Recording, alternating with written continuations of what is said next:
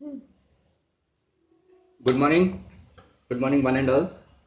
I am KVK Gupta, advocate practicing in Warangal district.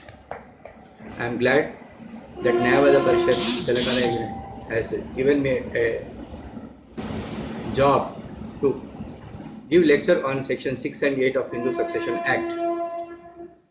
Hindu Succession Act came into effect from 1956. There are two types of devolutions. One is devolution of male property of male intestate and also devolution of property of female intestate. Regarding male intestate, there are two separate provisions, one under section 6 and the other under section 8. Under section 6, it is the ancestral property of the male dying intestate shall be devolved upon the survivors but not as per this act. In case if a male having a female relative in class 1 heir specified therein, those relatives will take share as per testamentary or intestate succession, but not by way of survivorship.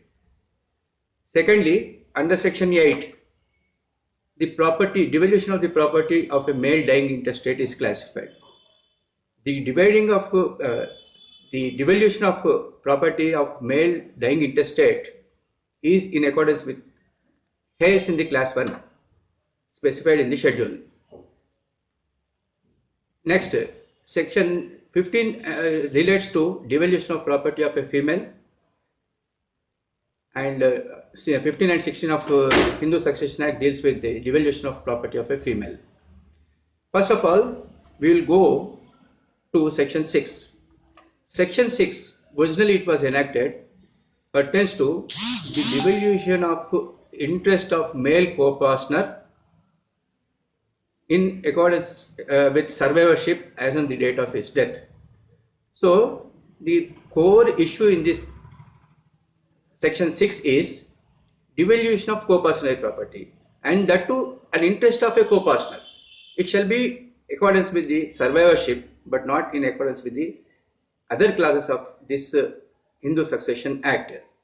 So by way of survivorship, if there is a father and a son and the property was the ancestral property, father and son being the co-partners, they are entitled to seek declaration of, they have a right over the scheduled property, that is 50% share to the father and 50% share to the son. Daughter is not a co-partner of the scheduled property. So to overcome this, in the year 2005, the central government has brought an amendment by way of Amendment Act 39 of 2005 by conferring the status of co-partner on the daughter and also conferring right to claim a share in the co-partner property. So with effect from 9/9/2005, the daughter became the co-partner and is entitled to seek a share in the co-partner property. However, subject to the sharing of liabilities as envisaged in the other provisions of section 6. Now there are two phases. One, the law that was originally enacted under section 6 from 17/6/1956 to 8/9/2005, because the Amendment Act came into effect with effect from 9/9/2005. From 9/9/2005, the daughter by birth is a co-partner and is also entitled to a co-partner property. So what was the law that was prevailing prior to 9/9/2005, and what was the law that was post amendment, that is from 9/9/2005 to till date? Now for the first time, the daughter is conferred with co-partner right from 9/9/2005. This section 6 conferring the status of co-partner is subject to there is an explanation given therein that in case if a registered partition deed or a decree of the court regarding the shares, allotment of shares is there, she is not entitled to seek partition of the ancestral property. Those registered documents as well as the decree shall be as on 2012/2004. From 2012/2004, any alienations are subject to the rights of the co-partner daughter over the ancestral properties. So alienations may be by way of will, alienations may be by way of a gift or any other documents. So what is a decree is not defined. What is a decree is not defined under the amendment code. Here, first of all, let us see what was the original enactment of Hindu Succession Act under Section 6. It is only between the co-partners. The co-partners are the father and sons, but not other category of relatives shown in the class 1 heirs or class 2 heirs. So, when there is father and son and the property is devolved, how it shall be devolved is a question that was also posed in Section 6.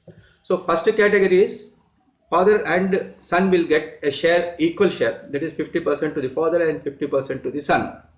So, the second part of the Section 6, original Section 6 is, in case any female relative specified in class 1 heirs, they shall take with the testamentary or intestate succession, but not by way of survivorship. So, if a father dies leaving a property, ancestral property, and that property must be divided and distributed among the female relatives specified in class 1 heir. So, who are female relatives?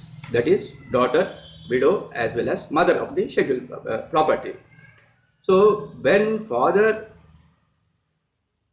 so what is that Section 6 says female relatives of class 1 heir will succeed to the property? How it can be distinguished? Because in case if there is no partition, the Section 6 says that the interest of the co-partner dying intestate shall be deemed to have been partitioned before his death. So, notional partition under Section 6 was also specified. It is legal. The notional partition is a legal partition and it is recognized by Section 6, and it is also clearly mentioned that the interest of the father, interest of the deceased co-partner father shall devolve upon the female relative specified in class 1 heir. Here, the daughter is not a co-partner. By Amendment Act 2005, she became a co-partner. Now, the question now arises is, what is the effect of 2005 amendment, whether it is prospective or retrospective? Here, the opening sentence of Section 6 says, on and from the date of commencement of the Amendment Act 2005, the daughter is conferred with a co-partner right. She is treated as a co-partner and she is also on par with the son. She is also entitled to a share in the co-partner property, and she is a co-partner by birth. The date of birth or time of birth is not specified in the section. However, this section must be read with the sub-rule 4 of the sub-rule 3 of the said proviso. Sub-rule 3 of this says that the interest of Hindu who dies after commencement of 2005. So, male intestate dying after commencement of 2005. So, what it implies under Original Act 6 as well as in the Amendment Act 6, devolution of property only occasions on the death of male intestate, either a co-partner, male, or under Section 8, a male. Death of the co-partner is important. Now, after the death of co-partner, originally it was notional partition, and in the present case, because Section 6 was amended, Section 6, after the amendment of Section 6, 3 other categories of legal heirs were also amended and included in class 1 heirs, that is the children of predeceased daughter and son, so and so, so and so.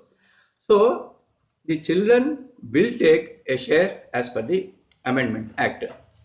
Now, as per the Amendment Act, daughter is conferred with a co-partner share. Son is conferred with a co-partner share. Hindu Succession Act is silent with the adopted child. Son, in the absence of natural born son, the children who are adopted, maybe as male or female, who are adopted shall be treated as a natural born children to the adoptive parents. Now, with regard to the rights of the adoptive parents, from the date of adoption, whether he is a son or a daughter. In case of a son and daughter, if they are adopted, we have to go to section 12 of the Hindu Adoption and Maintenance Act. As per section 12 of the Maintenance Act, the effect of adoption was categorically clearly stated that from the date of adoption, the adoptive child will loses all his connections with the parents' family, and by way of severance of this relationship, it was replaced with the rights conferred in the adoptive parents. So from the date of adoption, the adoptive child is treated as a co-partner with the adoptive father. He cannot be a co-partner in two families. One in the adoption, before adoption, he is a co-partner, but after adoption, he is a co-partner of the adoptive father, but not, he loses all such co-partner rights in the adoptive, in the natural genetic family. Second category is he cannot marry a child as if there is no adoption.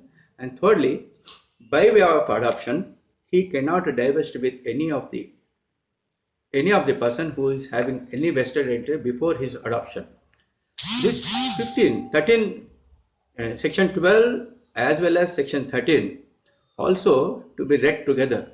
Section 13 says that the adoptive child cannot divest the right of the adoptive parents from alienating their share unless there is an agreement among the parties to the adoption. So the adopted son from the date of adoption is a co-partner of the adoptive parents. There is a confusion with regard to the clause B, 12b. 12b says that the adoptive child having a vested right of interest in his by birth shall continues to be vested. When the adoptive child has continuously having a vested right over the property even after adoption, can it be said that the adopted son or child, daughter who are adopted are entitled to seek share in the adoptive natural born parents' house? This is clearly, there are divergent of opinions, but it is very clearly stated that vesting of interest is nothing but in a joint family property, the property shall be vested. All the co-partners are deemed to be in possession. They have right of residence. They are in peaceful possession and enjoyment of such a property. Such right is continuous till the partition is effected in accordance with law. So, in case if before adoption, if there was a partition in accordance with law and a share is allotted to him, it shall become the absolute property of the son that cannot be divested from him. But in case if there is no partition, between the natural parents, family of the natural parents, in which the adoptive son was a co-partner, he cannot have any vested right over the share in the ancestral property of the genetic family. So, from the date of adoption, either the adopted son or daughter, they have no right to claim any share in the ancestral property or property of his genetic family. This is clearly mentioned, and this is clear from the wordings used in section 12b. Now there is two categories of people. One, son and daughter, in their absence, if they are not born, the adoptive son and daughter are the co-partners. There is also some categories of people who are entitled to seek partition, either it is ancestral property or separate property. How? Section 30 of the Hindu Succession Act says a Hindu co-partner can alienate his property by way of executing a will or other testamentary succession documents. So in case if he executes any will or other testamentary documentations, Supposing if it is a sale, the purchaser has a right to seek partition of the house, has to seek right in the partition of the house. So whether the purchaser is not, because purchaser is not co-personary of the joint family property, so he will get a right to claim partition by filing a suit. This is conferred, this right is conferred under section 44 of the Transfer of Property Act. As per section 44, he has every right to bring the scheduled properties for partition and for allotments of such property. Now we have to see, by discussing this point regarding the dwelling house, we must be very careful. Prior to amendment of 2005, daughter's right to seek partition of dwelling house is deferred. It is deferred till the male co-personary male person expresses intention and seeks partition. So till such time she has no right to claim any right in the co-personary property. Secondly, after amendment, section 23, that is the rights regarding the dwelling property, was omitted from the act. Accordingly, section 24 regarding the ancestral property was also omitted. So after 2005 amendment, the daughter is also entitled to seek partition of the dwelling house because she is a co-personer now. So both the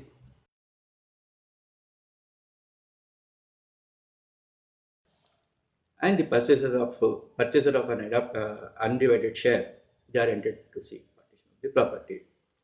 Supposing if a dwelling house, a part of the dwelling house was already alienated by one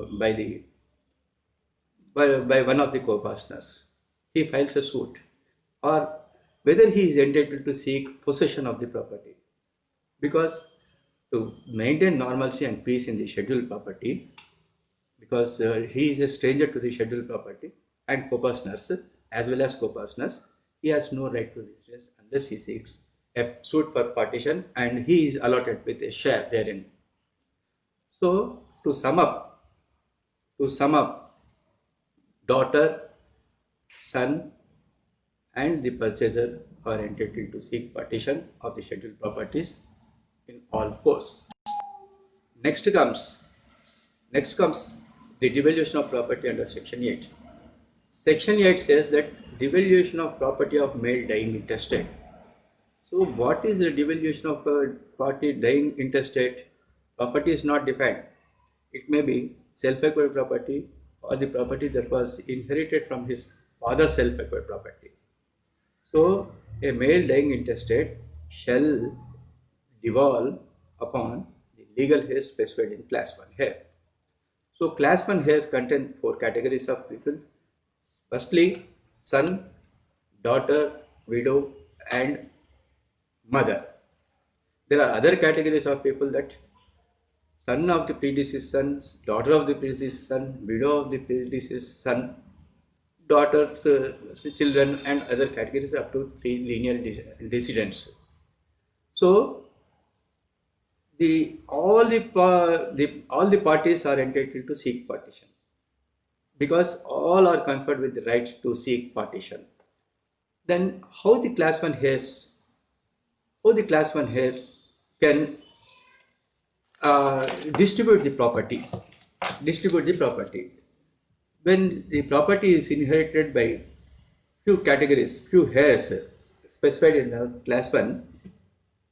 Firstly, section 9 of the Hindu Succession Act says that the property of the male dying intestate shall be firstly upon the heirs in the class 1. The heirs in the class 1 shall simultaneously take and to the exclusion of other heirs. So the word used is the relatives, the schedule of heirs specified in class 1 shall take simultaneously and to the exclusion of other heirs. In the absence of class 1 heirs, class 2 heirs will take up the property. So when that order of succession is specified in section 9, how that property must be distributed is to be ascertained. This is contained under section 10, because without going through all these sections, discussing with section 8 devolution, it is meaningless. So section 10 says that in case if there are widows, when one widow or other widows, more than one widow, both the widows will take a share.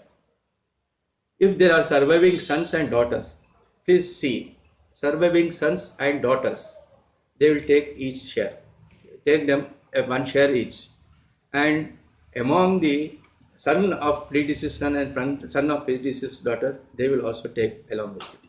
So the distribution must be in accordance with the section 10. So firstly, upon first line of the people, son, daughter, widow, and mother.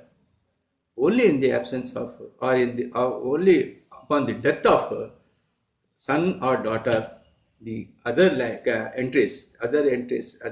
heirs in the entries, they will succeed the property, but not during the lifetime of their father.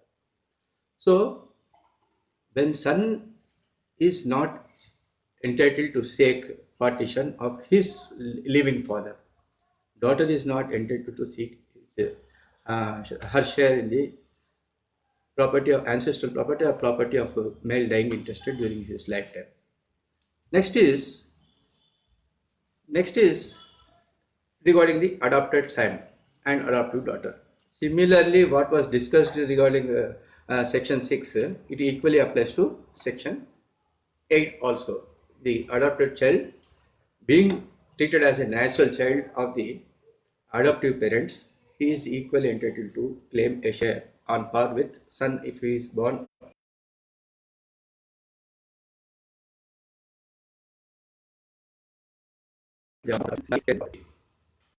Next is natural children, adoption children are there. Next category must be seen is the rights of the illegitimate children. Till 76, the illegitimate children were not conferred with any status of legitimacy. Only after amendment of Hindu Marriage Act 1955, the legitimacy was conferred on the illegitimate children born void or voidable marriage. Please remind, only children born out of void or voidable marriage, they were conferred with legitimate rights. They are treated as a legitimate children. Now, these children are entitled to have a right over the property of the male dying intestate. So, whether the children of illegitimate children of a void or voidable marriage, whether they are entitled to have any share over the property, both in the separate property as well as the ancestral property of the male dying intestate. As and now, except for one or the other decision, the concurrent findings is that the illegitimate children are only entitled to the property of separate property of or independent property of the male dying intestate. They are not entitled to seek. They are not entitled to seek any right over the ancestral property. Any right over the ancestral property. Now, since the illegitimate children are not entitled to seek any claim over the illegitimate claim over the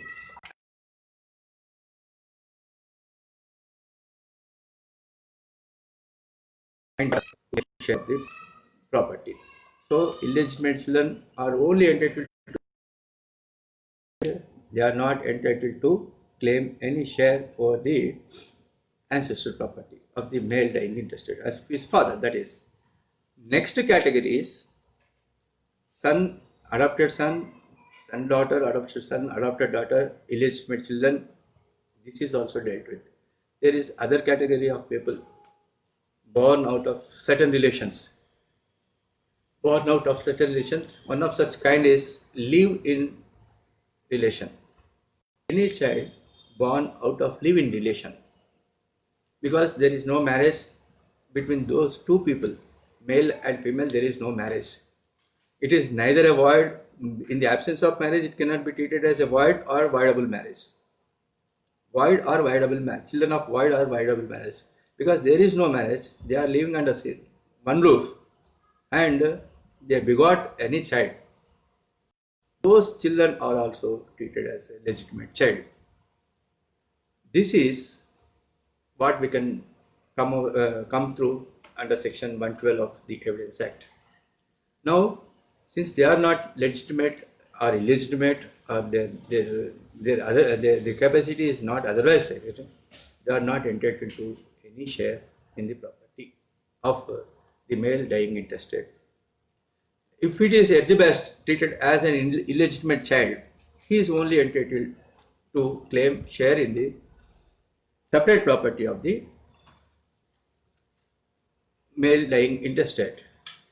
Next comes how this property must be deemed to be the property of the child. Here, in the combined reading of section 6 and 8, because after 2005, it is clear that both son and daughter are the co-partners. How the property must be decided, how the property must be distributed. The law that was prevailing prior to 2005, the law that was prevailing after 2005 is completely different. There are divergent opinions, whether they are entitled to claim any share in the scheduled property in the absence of any document, or in the registered document, in the absence of any registered partition deed, or in the absence of any decree. Decree is not specified, as it is very clear that only passing of decree is there. So when decree is there, how to ascertain subsequently, suppose if a suit is pending containing both ancestral and separate property of male dying intestate, claims are being made, daughters are confined only to separate property because the law that was already prevailing prior to 2005, she is claiming, while pending proceedings, if the amendment has taken place, that is amendment of 2005 has taken place, now the girl, the child, is conferred with co-personal right. Whether pending suit that co-personal rights is conferred, can she agitate her right over the ancestral property? Yes, because we all know that preliminary decrees, as many as preliminary decrees can be passed, given by the decrease or increase in the status of the joint family properties. Suppose if a person dies pending preliminary decree, or subsequent to passing of preliminary decree and before passing of final decree, one of the sharers dies, again LRs must be brought on record. At that stage also it must be considered the law that was prevailing as on the date of amendment. So there are many circumstances where preliminary decrees, as many as preliminary decrees that can be passed. So when until and unless a final decree is passed, before that a claim about the Amendment Act, the daughter can lay a claim over the ancestral property and also seek devolution of property under the Act. So, Section 8 specifies that Class 1 heirs will take the devolution of property of male dying intestate will be on the Class 1 heirs. So, here is the case where, supposing if a joint family is there, if the property of the ancestral property was inherited by a son, there was a partition, all the three sons were allotted with a share. Each property, including the ancestral property, the father has succeeded to that property. In case by the time the partition is effected and allotment of share is given to the father, if son is not born, if son is not born or daughter is not born, he is entitled to make use of such property as is like as that of separate property and independent property. There are no clutches for enjoying the said property because it is self-acquired property. It can be treated as a self-acquired property by all means. Supposing at the time of allotment, if the father is conferred with a allotted with a share in the ancestral property, by that time, if any child may either be a son or daughter are born, the son and daughter by birth become the co-partner. By birth become the co-partner. Even if they are born prior to the date of allotment, if they are born, by birth they are entitled to claim adoption. They can claim a share in the ancestral property. Under section 8 also, they can claim. But whether they are entitled to lay a suit for partition is a question to be decided now. During the lifetime, if the father alienates the property, what are the rights that a son can do? Can he file the suit for partition? No, he cannot seek any share in this in the property that was allotted during his lifetime. Whether the property that was allotted to father, whether he is entitled to alienate the property? Yes, being the karta of the giant family, he is having all rights to alienate the property. However, so those alienations should be for the legal necessities of the family. It all depends on each and every case, facts of each and every case, that whether that alienation is for legal necessity or only to deprive the rights of the son and the daughter or the other class 1 heirs to defeat their rights if that alienation is there, is a subject matter of any other source that can be filed. So, what must be ascertained?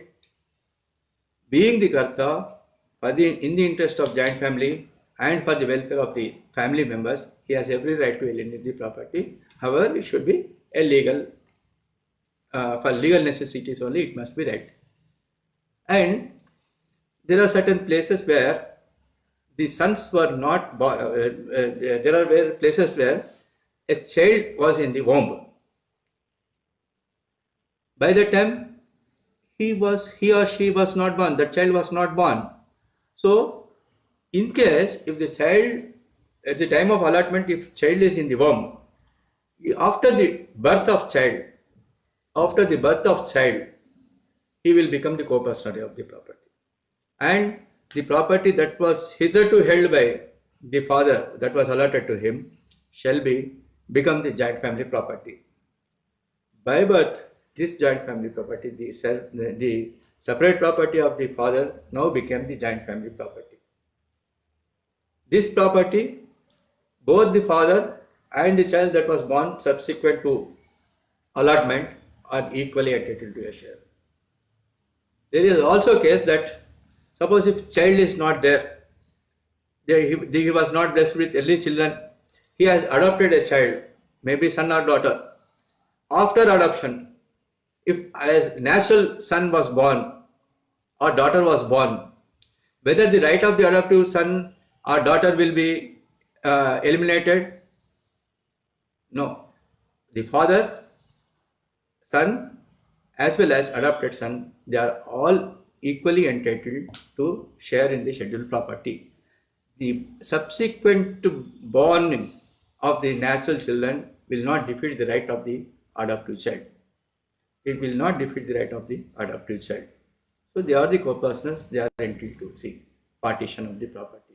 But when the core issue under section 6 as well as 8 is devolution will occur only upon the death of male. Only upon the death of male. When the male was died, the date of death of the male intestate, either as a co-partner of co-partnership property or separate property of male dying intestate, devolution will occur only upon his death. Only upon his death means the date on which that person died, intestate, the date on which that person died intestate, the law prevailing as on that day will be the law for devolution of property, because you are all aware that 2005 Amendment Act is not having any retrospective effect, have not any retrospective effect. So prospectively, from 17/6 1956 to 8/8 2005, by virtue of deemed partition under original section 6, the property shall be deemed to have been partitioned before the death of the male co-partner. So before the death of male co-partner, there is a deemed partition.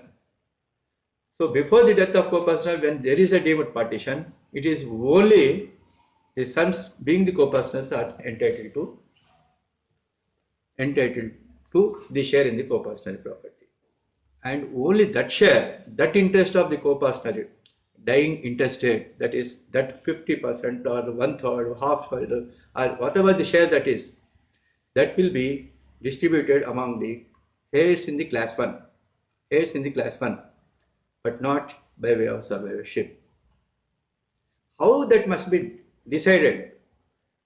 Because one says that by birth the daughter became the co-partner.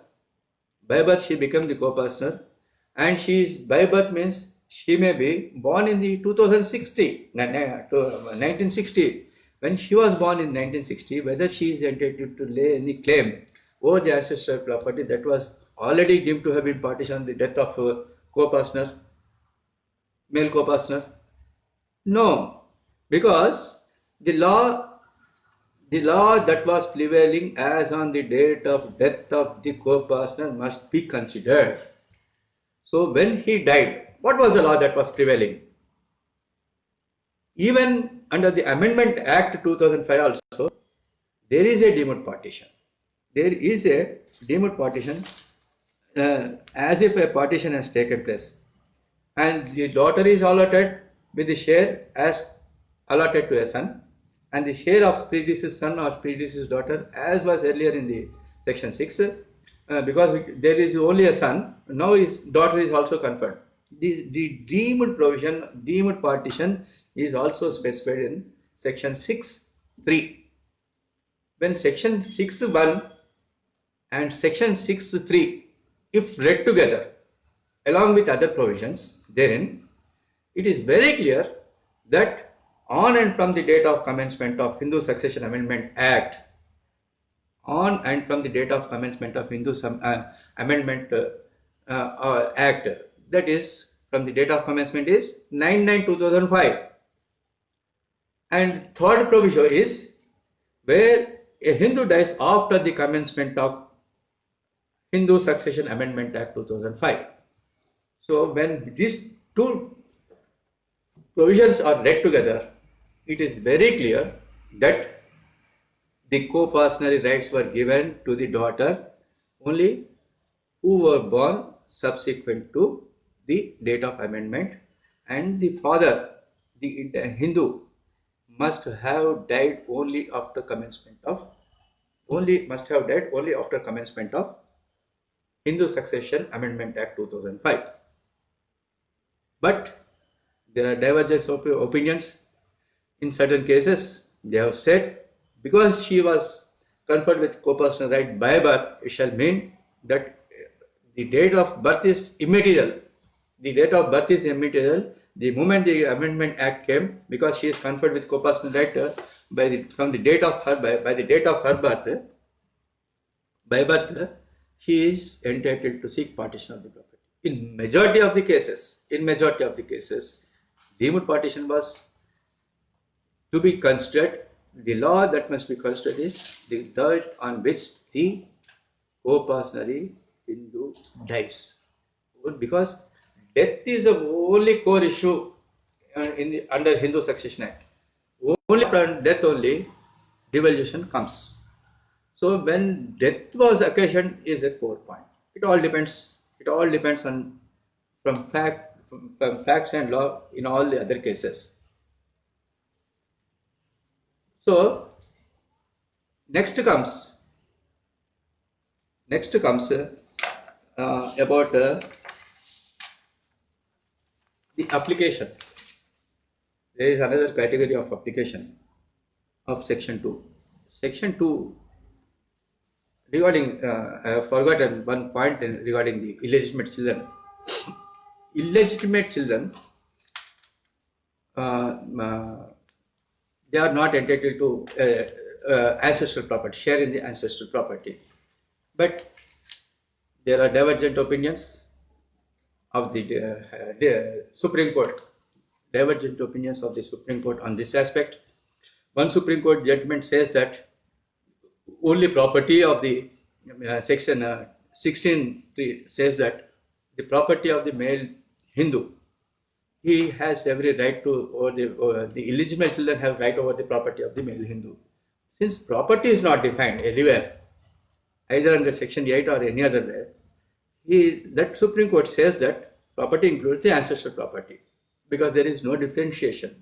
When property without defining its nature includes the ancestral property. But other Supreme Court or other High Court judgments also says that only the property means the separate property of the male lying intestate are entitled to the share in the scheduled property. Since there is divergent opinions, the matter was referred to the larger bench. To my knowledge, till date, larger bench judgment was not pronounced, and we have to await the result of the judgment whether the legitimate children are equally entitled to share in the ancestral property or not. Here, in this regard, I may be add, because it is only academic interest, maybe maybe these points are canvassed in the other judgments or not, or the same will be considered by the Supreme Court in the larger bench judgment. It is a point. Legitimate children, illegitimate children, there is reference of legitimate children and illegitimate children in the Succession Act. But section 3J, because I will read the section 3J. Section 3J says related. Related means related by legitimate kinship, provided that the illegitimate children shall be deemed to be related to their mother and to one another, and their legitimate descendants shall be deemed to be related to them and to one another. And any word expressing relationship or denoting a relative shall be construed accordingly. So, by going through this definition under section 3J, related means only legitimate relation. Supposing if he is a illegitimate child, he is treated as a legitimate child relating to the mother and to another person. So, person from whom he was born. So, this must also be considered, because we are dealing with different number of cases. Take this defense also in any of the suits that are there. Let us await the result of the Honorable Supreme Court bench. Next is, so what is the age of the child? Child in the womb. How the child, legitimacy or illegitimacy, are born out of living relation and their right over the property. The child shall be mean to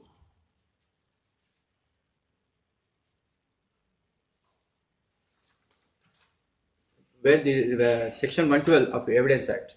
Section 112 of the Evidence Act, it says that the fact that any person was born during the continuation of a valid marriage between his mother and any man, or within 280 days after its dissolution. So 280 days after its dissolution. So child shall be legitimacy or illegitimacy can be treated only after its dissolution. 286 days must be age of that child must be taken into So this is all. What about this devolution under section 6 and devolution under section 8? It all, please mind, the devolution of co-personal property by a daughter seeking a share in the ancestral property, it all depends on the facts and circumstances of each case. Core issue in all the suits will be date of death of the co-personary male dying intestate is the most important day. By birth everyone is having right. By birth everyone is having right. Maybe in case of daughter it should be from the Amendment Act, commencement of Amendment Act. Don't go by the judgments, but go by the provisions. The real intention of section 6 must be gathered from the wordings used, employed in the section. There are divergent opinions. Today's judgment, tomorrow it may be different opinion with different opinions. The courts may held that they are entitled or they are not entitled. You have come across many of such judgments. But by virtue of the words employed, used, intention of the legislation is very clear that only after the date of commencement he is entitled to a share in the co-personal, and she is a co-personal from the date of commencement act. By birth, it must be decided by the court. It is only academic now. In one case, the Supreme Court has stated that by birth, since is given in the Amendment Act 2005, date of birth is immaterial. She is a co-personal by birth. That if she was born even in the year 1957 or 8, she is a co-personal, and the co-personal property she is entitled to. This opinion was led by reading to the other judgments regarding effect of amendment. But to my knowledge, all the judgments post 2005 amendment are of equal quorum. Now, the section, this section 6 and 8 must be treated. One is regarding the ancestral property under section 6, devolution of property under section 6. It is only ancestral property and must be between the or among the co-partners. Section 8 is a property of male dying intestate. Property is not defined, and the successor should be as stated, as specified in class 1 here. So, when class 1 here includes son, daughter, widow, mother, and son, and etc., etc. Now, whether during the lifetime of the father, the son is entitled to seek partition of the scheduled properties. To this, we have to go again to the provision of section 8 to 13. Section 8, 9, 10, 11. 8 says devolution must be in accordance with class 1 here. 9 says order of succession. 10 says distribution of property among the class 1 heirs. The word employs first in section 9, the heirs in class 1 shall take simultaneously and to the exclusion of other heirs. To the exclusion of other heirs, if it is read with section 10, rule number 2 says that surviving sons and daughters shall take each as one share. So surviving daughters, sons, since was specified in rule 2 of section 10, during the lifetime of property, the lifetime of their father, these people are not entitled to seek any share or for allotment of property in the ancestral property. Even in the ancestral property, their rights are deferred, because as I said, only upon the death of the dying male, only devolution starts. So until and unless those surviving or the surviving sons or daughters, as under section rule 2 of section 10 dies, only their children are entitled to succeed, because second category is son of predeceased son, daughter of predeceased daughter, and widow of predeceased son. And it's well of regardingly similarly of daughters. Then this is how you should see it, because Amendment Act brought a change under Section 6. 6 was totally substituted. 6 was totally substituted. Section 8 to 11, it was 11 or other kind of sections, up to 22, it was not touched by the Amendment Act. Not touched by the Amendment Act. Even under Section 8, even under original Section 6 or Amendment Section 6, all the acts are prospective. That is for sure. That is for sure prospective. So when they act, when the legislation is prospective and it is not retrospective, the rights must be decided upon the date of death. Though you are having a right by birth, it is deferred till the death, because only after death devolution occurs in any category. In any category. So unborn child, because unborn child is a person under Section 22, you must say the child in the womb is entitled to a share if he is born, if he or she is born. Unborn child has no right. If he is in the child, they are entitled to a share in the scheduled property. I think this is somewhat helpful to the members in the group regarding the devolution of property under Section 6 as well as Section 8 of the property. So one has to consider the words employed in all the section. It must be read in conjunction with other. And one provision should not defeat the meaning of other provision or other act. Meaning of other provision or other act. It must be read in conjunction with and in accordance with Vyadhan. So now let us see who are now not entitled to any claim over the property. Maybe ancestral or maybe a separate property of the male dying intestate. Ancestral property, separate property. Murderer is disqualified from claiming any share or inheriting any property of ancestral property. This is under Section 25 of Hindu Succession Act. So when murderer himself is not qualified for succession,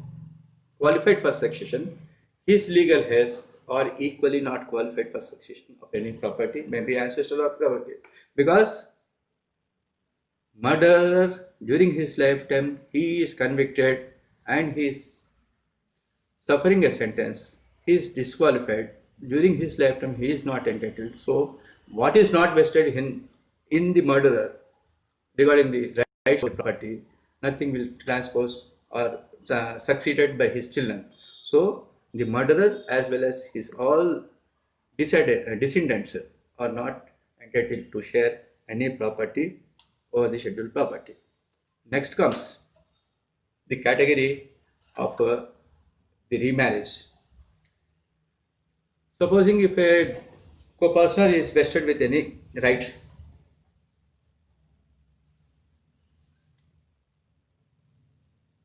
over the property and he or she converts to other religion which is not specified in the, by virtue of not treated as Hindu, say if it is Christianity or say it is Muslim, if he is converted to other religion, he or she is converted to other religion, they are not entitled to claim any share over the property.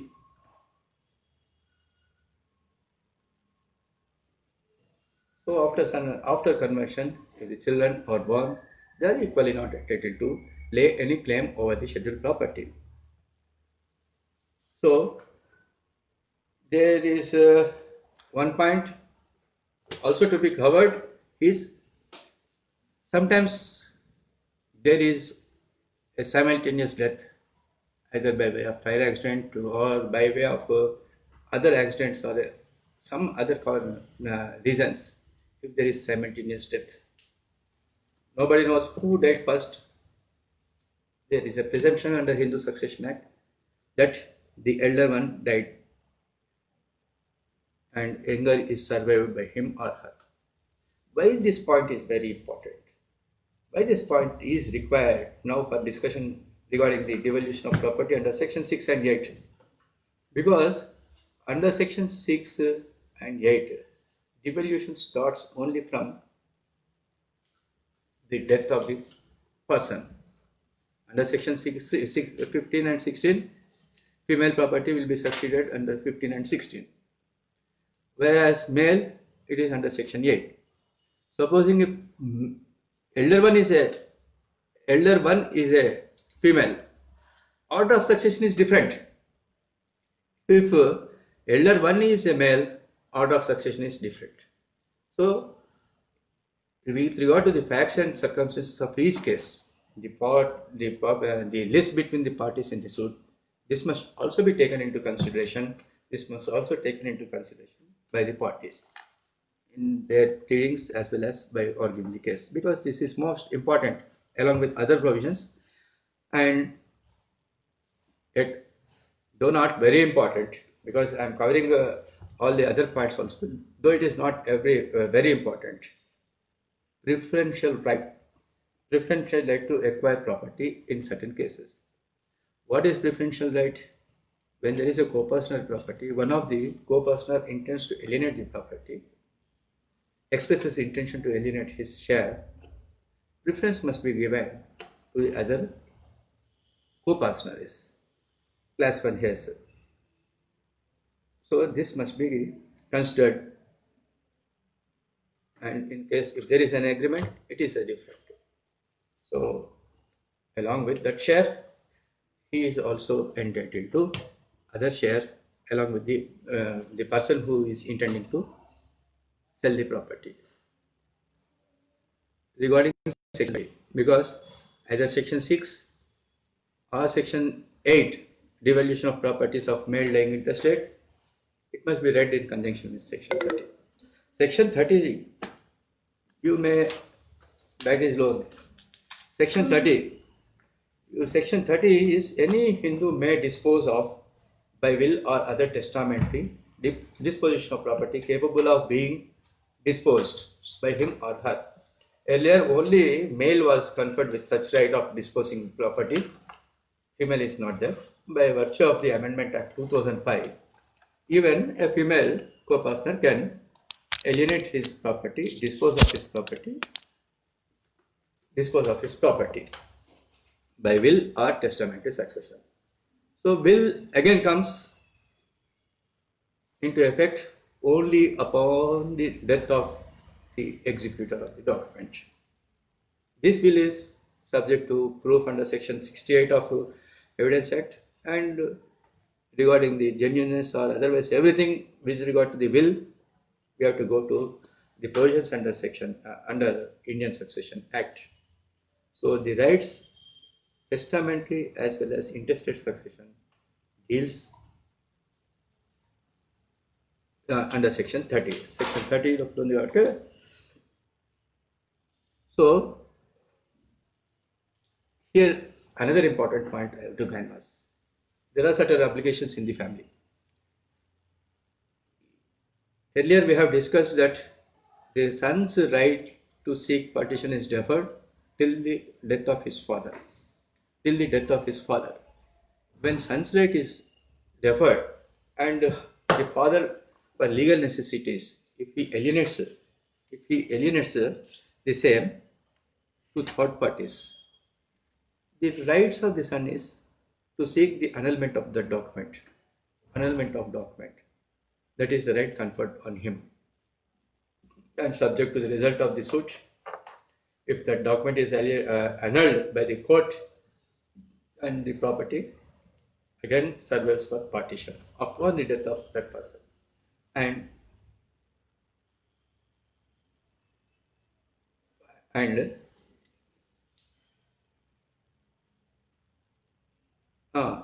as earlier said, a question is posed that whether Hindu married to a Muslim, children right has to be considered or not. No, because Section 24 of the Hindu Succession Act debars, debars Section 26 debars succession. Convert is they are not entitled to seek any share in the scheduled property before after commencement of the act, because application of Hindu Succession Act is clearly mentioned in section 2 for whom the Hindu Succession Act will be applicable.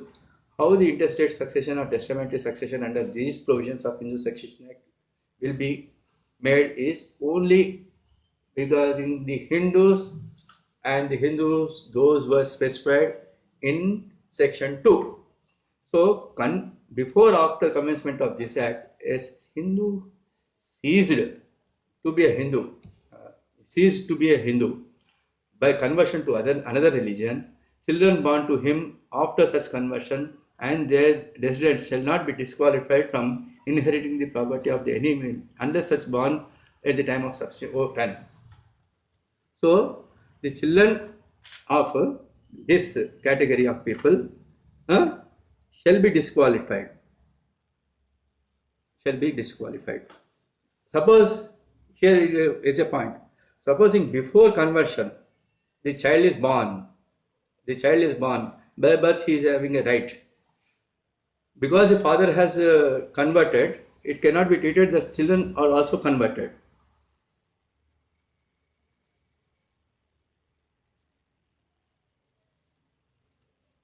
Okay. Next is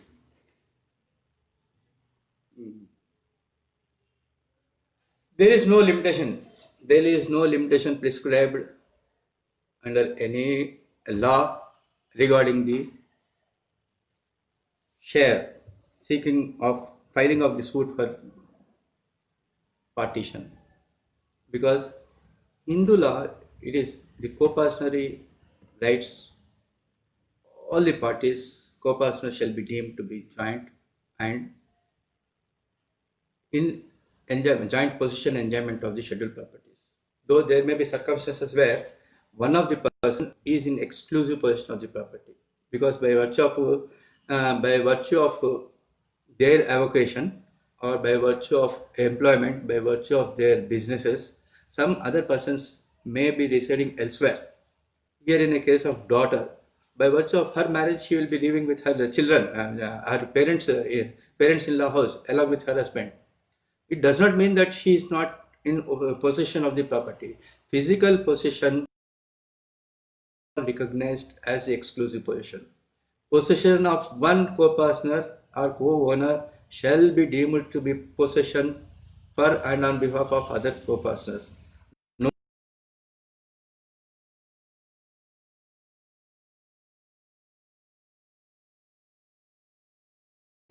case, because it is clearly, you can go to Article 65 and 64 of the Limitation Act. It is very clearly concept of Hindu family is that all the possession, all the co-partners are having share in the property, but this share is only subject to the death. Only upon the death, devaluation will start. No longer, however the long period a co-partner is in possession and other co-partners are out of possession, it cannot be deemed that the person who is out of possession is not entitled to seek partition by way of adverse possession. No person in possession can become owner by way of adverse possession at any point of time. However, when the adverse possession, ingredients of adverse possession are pleaded and proved, because Section 112 of the Limitation Act says when there is a booster,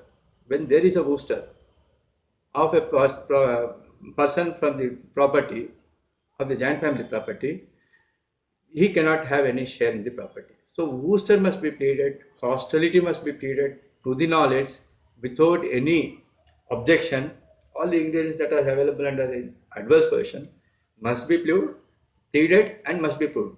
Till such time, person, all the co-partners are deemed to be in continuous joint possession and enjoyment of the same. That is why in many suits the the the pleadings as to joint possession and enjoyment itself confers the jurisdiction the point, because they claim court fee must be paid on that part, but it is subject to the result of the suit. So because you are in out of possession, it cannot be treated that you are not entitled to court, and the person in possession will acquire any right over the scheduled property. Now a question now posed in Prakash versus Poolavati case. Poolavati case. Prakash versus Poolavati. Prakash versus Poolavati. In Prakash versus Poolavati, in most of the cases you may come across, in most of the cases you may come across that Guru Padappa case of 1958 was clearly mentioned. Those judgments are also followed by many judgments subsequent to Amendment Act 2005, many acts. That judgment was referred. That judgment was sometimes distinguished by the courts, particularly in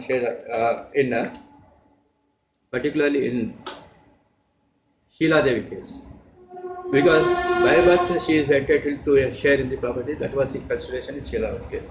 In Poolavati case is also same.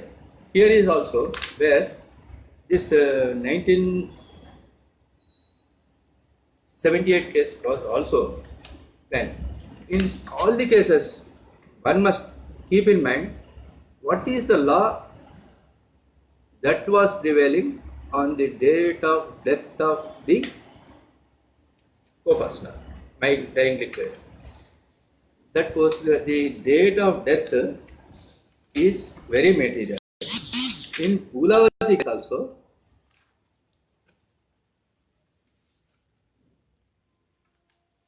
the ingredients of class 1 has referred many cases. This Poolavati case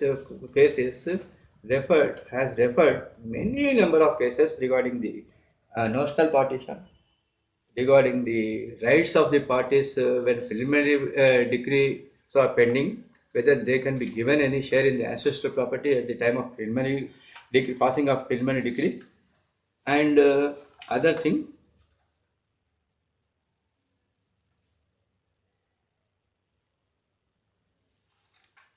And this case has dealing with many number of other cases. This is not only case of Poolavati case. This Poolavati case, along with many appeals, particularly regarding the devolution of property under Section 6 by a female, and this judgment of Poolavati case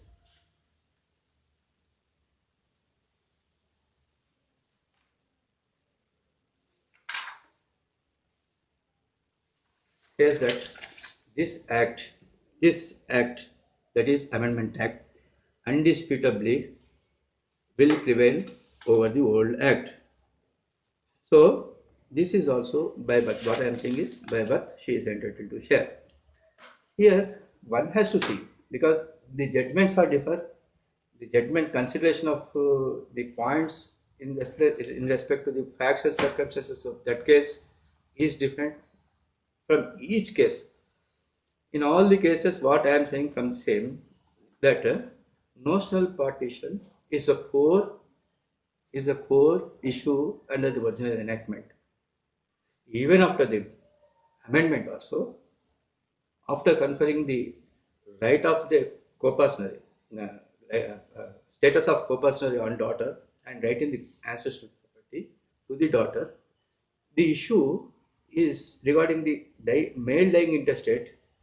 Again it says that there is a deemed partition.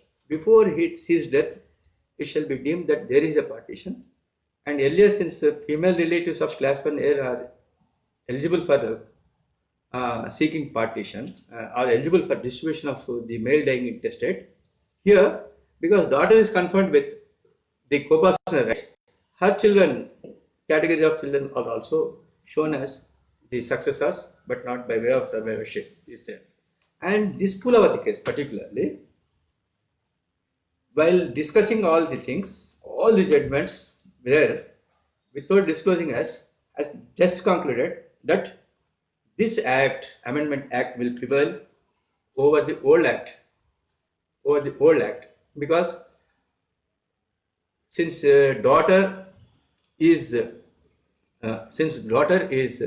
debarred from claiming ancestral property only to appease her, to overcome the gender discrimination, she was conferred with the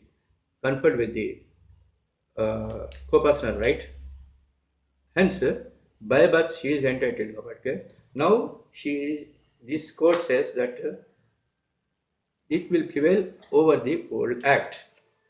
But all these judgments, all of them may go through, all the judgments, all are of equal ranks.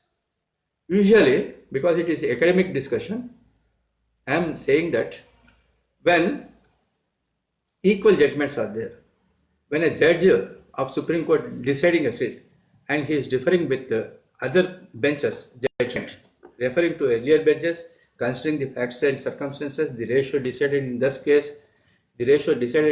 case is considered, and if he is differing with that ratio, earlier ratio, and he want to distinguish the facts and his application also, now he must refer that dispute to a larger bench. We must refer to that dispute to a larger bench.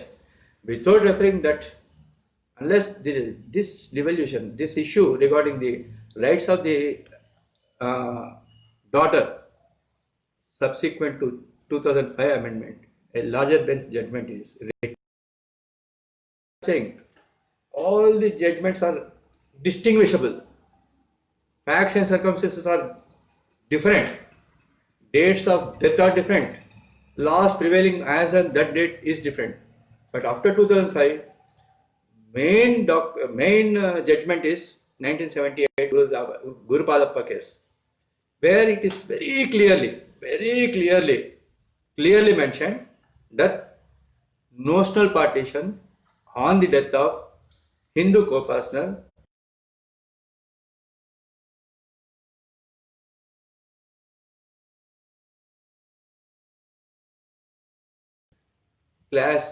female relatives of class 1 here, not more than that. That is followed even in the Supreme Court judgments of equal rank as that of 2016 Prakash versus Pulavati case. It is also equally applicable. All the cases are referring, some cases are relying, there is another relying, and they are distinguishing as per the facts of referring to authorities and different statutes, the effect of amendment and everything. And the Amendment Act 2005, it was not challenged. It is ultra vires and it was not challenged. It was accepted, and till date Amendment Act 2005 is not challenged. So it is only the larger bench judgment that must guide us. Regarding the rights of the daughter in the co-partnership property after Amendment Act 2005. Guru Padappa case is 3 benches judgment. This is followed by another 3 bench judgments of Supreme Court. These 2 judgments are being continuously referred. When larger bench judgment is there, when the Amendment Act 2005 is not retrospective, have no retrospective effect, it is the duty of the Honorable Supreme Court to refer the dispute to larger bench. Earlier I was referring to the rights of the illegitimate children. Illegitimate children, in many cases, in many cases, in larger number of cases in India, across India, High Court and Supreme Courts, High Courts and Supreme Courts, common opinion is only the property of the male dying intestate they are entitled to share, but not in the ancestral property. So, when the children are not entitled to claim any share in the ancestral property, one of the Supreme Court, 2003 judgment, there is a Supreme Court judgment that only separate property of the male dying intestate, the illegitimate children are entitled to seek share in the separate property. But in 2006 there is another judgment of Supreme Court. Both are same bench, quorum. He says that no, since property is not defined elsewhere, since property is not defined elsewhere, hence ancestral property also to be included for the devolution of property, and hence the illegitimate children is entitled to share both in ancestral property as well as the separate property of the male dying intestate. Subsequently, there is another judgment, 2010 judgment. 2010 judgment referring to these two judgments, differing with them, and stated that no, only separate property, the illegitimate children are entitled only to the separate property but not to the ancestral property. Several High Court judgments are in favor of ancestral and separate property. The other judgments are differing says that they are entitled even in the ancestral property. So, keeping in view of these prevailing circumstances as was in 2011, the Supreme Court has referred the issue to the larger bench. Similarly, here is a case where the rights of the female daughter is not clearly defined. In one of the cases, Supreme Court has clearly stated that the language, the legislation is very poor. It is susceptible to many interpretations, even including the pious obligation. It is not clear. If you read if you read the proviso that whether the creditors are entitled to proceed against the grandchildren, son, grandson, grandchildren for the debts obtained by the father, it says that the creditor is not entitled to proceed against the son, grandson, as well as son, grandson, grandchildren. I may be permitted. Read the provision. After the commencement of Hindu Succession Amendment Act 2005, no court shall recognize any right to proceed against a son, grandson or great-grandson for recovery of any debt due from his father, grandfather or great-grandfather solely on the ground of pious obligation under the Hindu law of such son, grandson or great-grandfather. Subject is, however, provided in the case of debt contract before the Commencement Act 2005. The right of any creditor to proceed against son, grandson or great-grandson as the case may be, or any alienation made in respect of or in satisfaction of any such debt, and any such right or alienation shall be enforceable under pious obligation. When this is read, it is very clear in language that subsequent to the Amendment Act, the court should not recognize the right of the creditor to proceed against the son for the liability that was raised by his father or grandfather or great-grandfather. But when coming to same section 6 rule 1c, 6 rule 1c specifically says that the daughter of a co-partner shall by birth become a co-partner A, B, have the same rights in the co-partnership as would have had if she has been a son. So, rights of a daughter by birth is, she is a co-partner by birth A and having the same right as a son B. C, be subject to same liabilities in respect of the said co-partner property as that of a son. Again says that subject to same liabilities. What are the liabilities?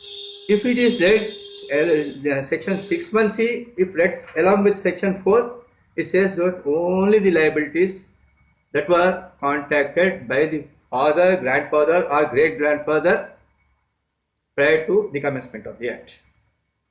Prior to the commencement of the act. If prior application is totally taken away, if the father contracts huge properties, huge liabilities, takes liabilities from different people, and since the head of the family is always entitled to use the property, and during his lifetime, his son is not entitled to seek partition. And if the creator commences any legal action against the said property, what are the rights of the son? Again, he has to move a suit to declare that document, that liability is wrong or that liability is wrong. But after the commencement of the act, if a person takes liability and dies, and by virtue of death, his estate is succeeded by his children. What is the liability of where does the creator goes? He cannot proceed against the children, so only course is left that he is entitled to claim his share only in the share that was there, in the share that would have been given to him at the time of death, and it is subject to devolution on the daughter as well as grandchildren along with the son, because that is section 6, rule 3. Rule 3 says, after the commencement of the Hindu Succession Amendment Act 2005, if a male dies, it shall be deemed that a notional partition is take place, and his share interest in the co-personal property shall be succeeded by the daughter as well as her children, and so and so. That is, so the language is very susceptible for different meanings, and unless a larger bench judgment gives any finding with regard to the each clause rights of the daughter, then only it is very clear. Got it? See.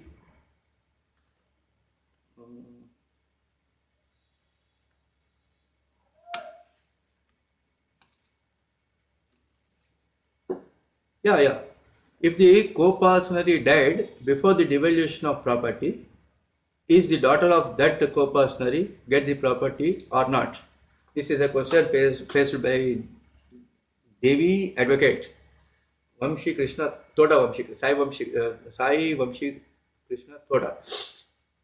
Here, please mind section 8, 9, 10. Section 8, 9, 10. It must be read together along with the schedule.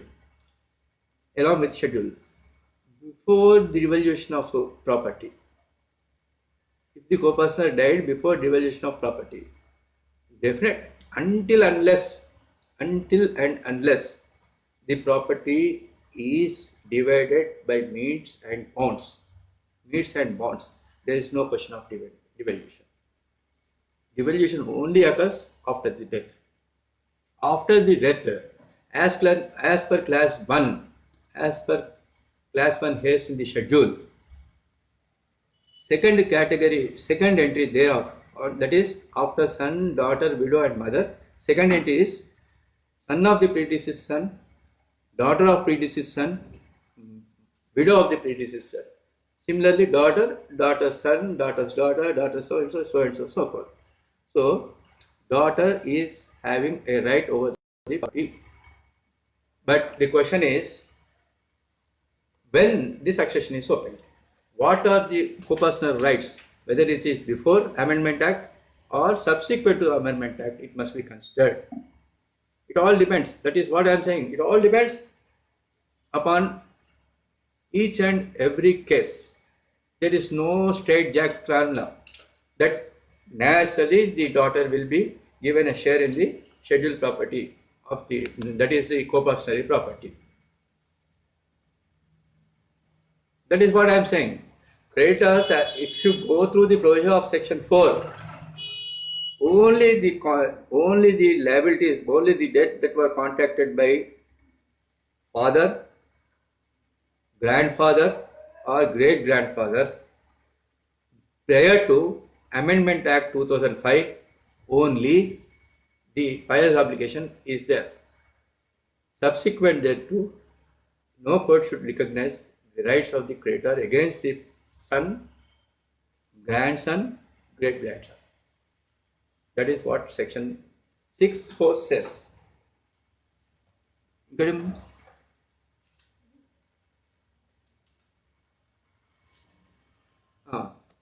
Here, one point I want to say. We were discussing about the rights of the co-partner to alienate each other. There are certain obligations now because we are concerned with the buyer's obligation prior to 2005 Amendment Act. It is not clear after 2005 what is the act, what is the intention of the, unless intention of the. But going through section 6 rule 4, it is for sure that only for the liabilities, only for the debts prior to Amendment Act, the creditor is entitled to seek. Entitled to seek. Even if it is this, even if that is considered, only here to total property is because 100% right is conferred on the male to alienate the property for legal necessities. That cannot be challenged by the son. The son who was born subsequent to alienation, who was not born before alienation, it all differs. But Karta has every right to alienate his property. Now, leave alone, keep aside the Amendment Act 2005. When Amendment Act 2005 is kept, there is no amendment. There is buyer's obligation. Buyer's obligation is he has every right to alienate the property. That right, if it is for legal necessities, the son has no right to question it. The son has no right to question it. Now, by way of amendment, there is no buyer's obligation subsequent to commencement of the act. That is, clearly says that opening sentence is, after the commencement of Hindu Succession Act 2005, no court shall recognize any right to proceed against a son, grandson or great grandson for recovery of any debt due from his father, great grandfather or great grandfather solely on the ground of buyer's obligation Hindu law. Earlier, buyer's obligation is total property. If it is alienated for legal necessities, total property you can alienate. Now, buyer's obligation, now it is that only the share that would be allotted before the death is liable for partition. Is liable for execution of money decree of the creditor.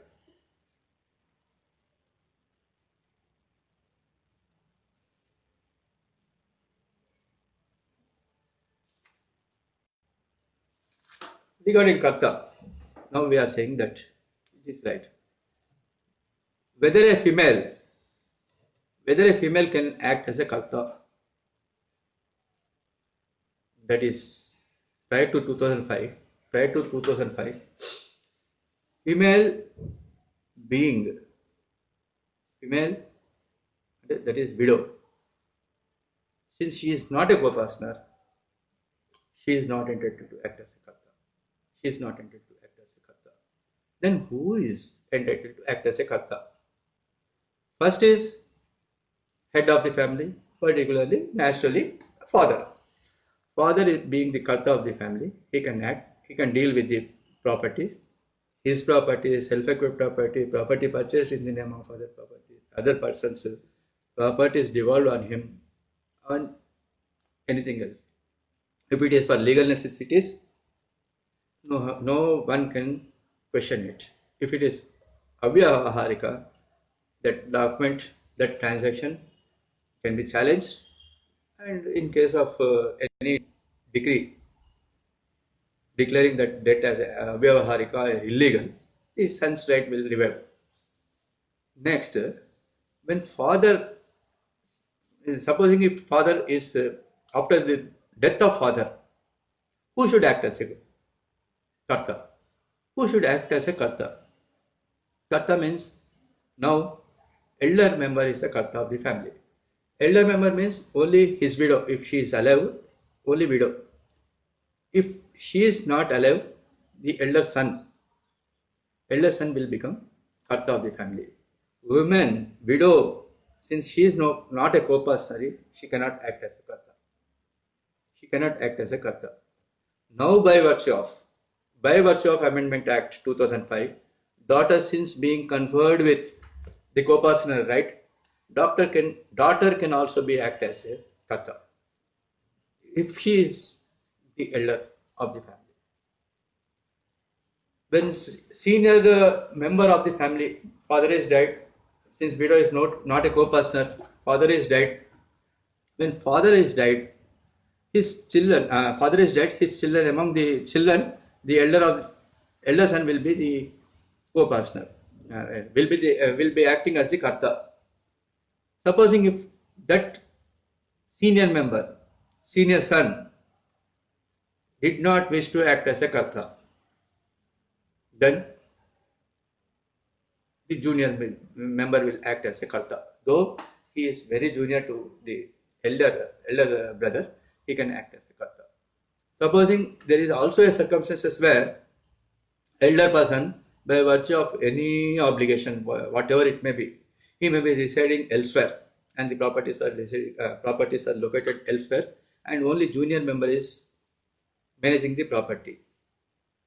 And being the karta, if he is not able to discharge his obligations as the karta, those rights management can be handed over to the junior. Now daughter becomes the co-partner. She can also act as a karta of the joint family. Thus, yes, pious obligation. That is what I am saying. Pious obligation prior to 2005 amendment is very clear that the total property, if it is for legal necessities, that can be alienated. The pious obligations are different.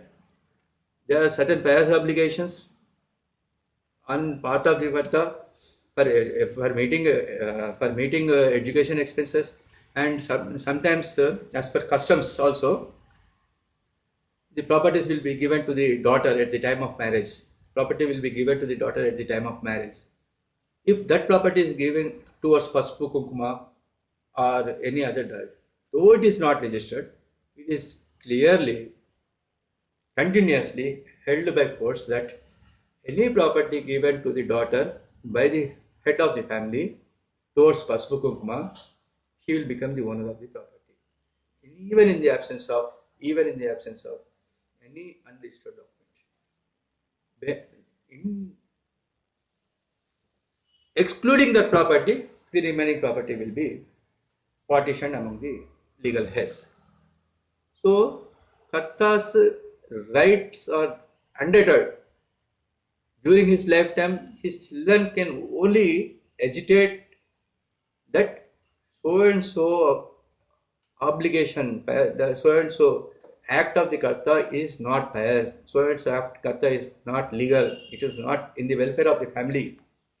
Only in those circumstances, unless it is legal, the total property can be alienated. So there is no question of alienation. Difference between tenants in common and joint tenants. Tenants in common and joint tenants. There is a severance of property. I am saying that one person deciding the joint family comprising of several sons and father and sons, either before or after anything. Supposing if one want to sever from his family, he want to live separately. If he lives separately and resides elsewhere, the possession of separate mess and everything, uh, it amounts to severance of property. When there is severance of property, there is a severance of status in the joint family property. It can be explained in several ways. When this is, I am permitted to read the provision.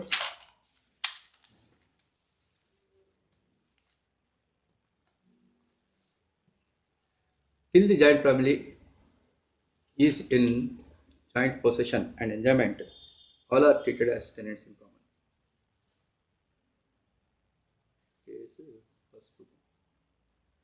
Yes, even without registered document, Pasupu Kunkuma also, it can be recognized as legal. There is case law that will be given subsequently. That will be given subsequently.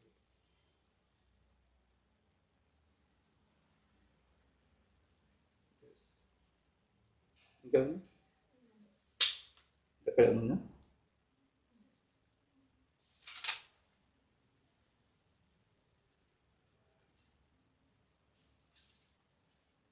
Case law.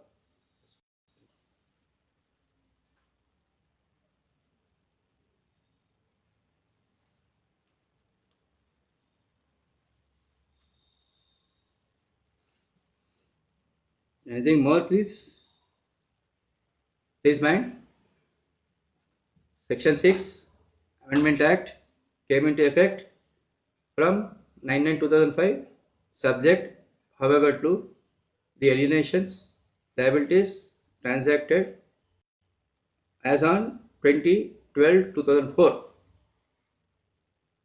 2012-2004. Illetum son-in-law. Illetum son-in-law, there is no recognition. There is a recognition of illetum son-in-law. Here is a case. Illetum son-in-law is not a co-partner of the property, but there is a custom, particularly in the Telugu states, these and Telugu states, that after marriage, the son-in-law is taken in the family, and he is fostering all types of helps to the father-in-law. He is treated as a family member without any status. There may be occasion for the father-in-law to settle some property in the name of the illetum son-in-law for the services he rendered. In such case, if there is any arrangement or any settlement, if it is not otherwise requires registration, the settlement or arrangement made in favor of the illetum son-in-law, he can hesitate for his right for the property. What is the procedure if the property cannot be physically partitioned? It is fit for allotment of shares. When the property is not fit for allotment, physically it cannot be. Suppose if 100 square yards is there, the scheduled property is only 100 square yards. There are as many as 5 or 6 people claiming the share. Then we have to go to the provisions of Partition Act. As per the Partition Act, if the property is not amenable for partition, for allotment to each and every person as per the decree, then that property can be put for sale by the court in the open court. Before that, lots must be given, option must be given, because section 22 of the Hindu Succession Act, preferential rights to acquire property is there. Now, if all of them want to retain the property by paying the market value to the other properties, in that case, the court must draw lots. Unless that person is entitled to purchase by exercising preferential right to purchase that property, and by paying such consideration, he can take the total property. That is available under the Partition Act.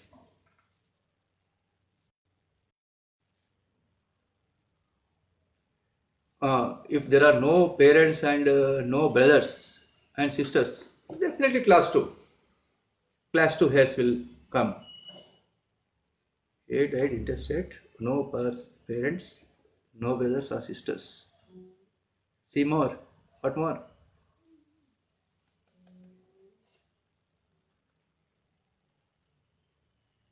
Hmm? In the absence of class 1 heir, that is what section 8 says. In the absence of class 1 heir, class 2 heir will take. Even according to class 2 heirs, please see. In the class 2 heirs, each entry will take in preference to other entries. In the absence of class 1 heir and class 2 heir, I am referring to section 8 as well as section schedule appended. When there are no parents, no legal heirs, no brothers are there, no sisters are there, agnates will succeed to the property. In the absence of agnates, cognates will succeed to the property. In the absence of any of these category of people, the property will be estimated by the government.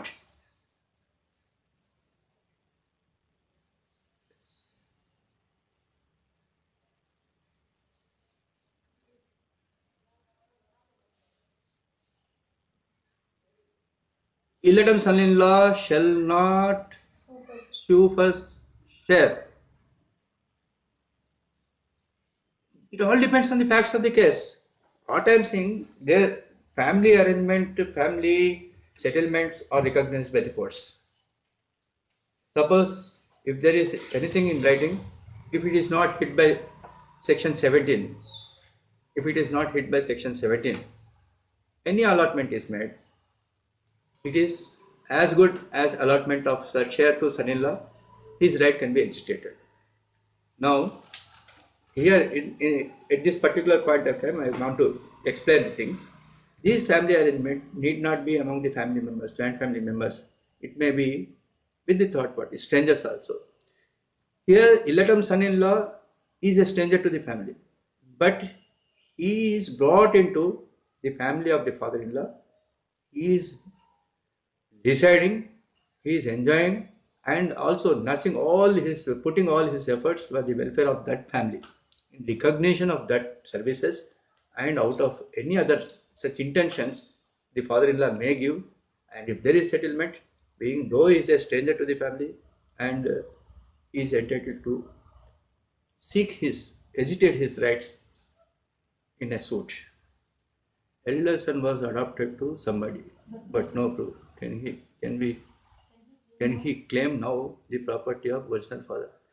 Elder son cannot be given in adoption, sir.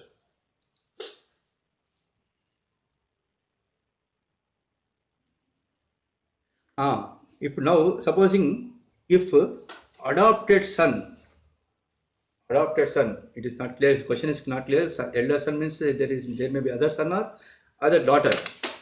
Adoption. Suppose if adoption is there, if adoption is disputed, and if adoption is treated as not good, if adoption is not treated as good, and it is not recognized as good, and the adoption is not disbelieved by the court. Now the so-called person who claims to be adopted son having right of his share in the property under section 6 and 8 of his genetic family. Because if his rights are not recognized as adoptive son, on the he will become the owner of he will become the co-pastor of the erstwhile family.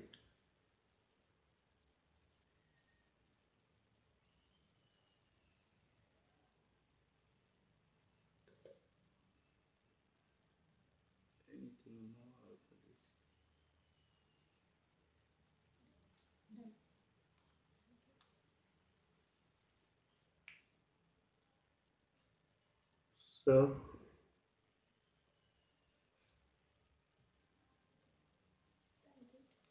depend on time. Thank you. Thank you. All that this session is subject to conclusion, subject to correction also. Thank you. Thank you for giving an opportunity. Elder son was adopted. Thank you.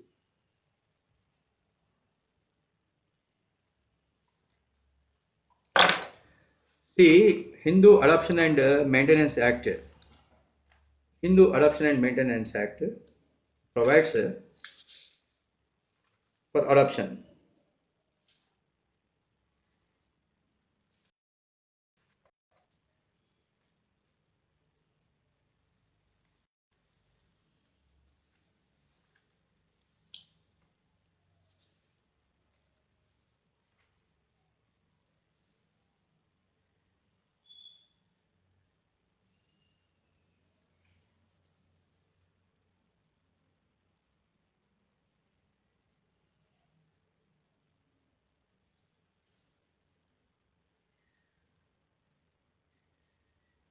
Section 12. Section 12, that is what I am saying. Section 12, the vested right is only joint possession and enjoyment till the partition is effected. Until and unless the partition is effected in the natural parent's property and that the child is given in adoption, he has no right. He cannot be a co-person in two families. He cannot be co-person in two families, both of natural, not both with the genetic family as well as adoptive family. Yes, son can be given in adoption. That must be in accordance with the Hindu succession, Hindu Amendment, Adoption and Maintenance Act.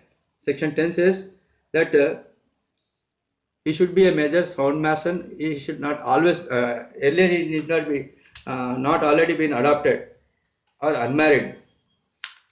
He can be given in adoption.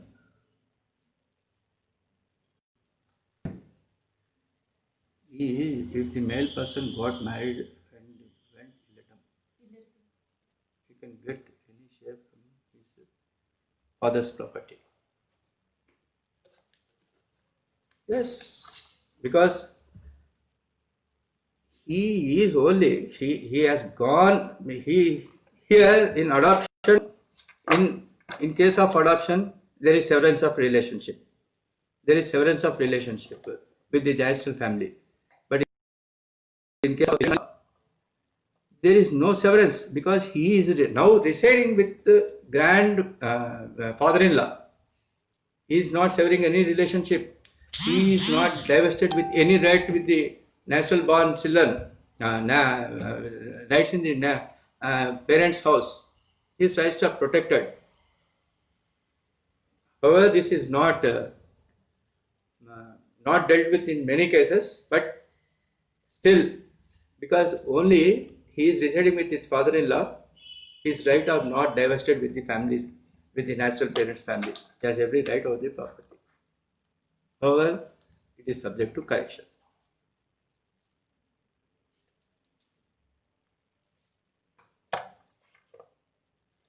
Thank you. Thank you one and all.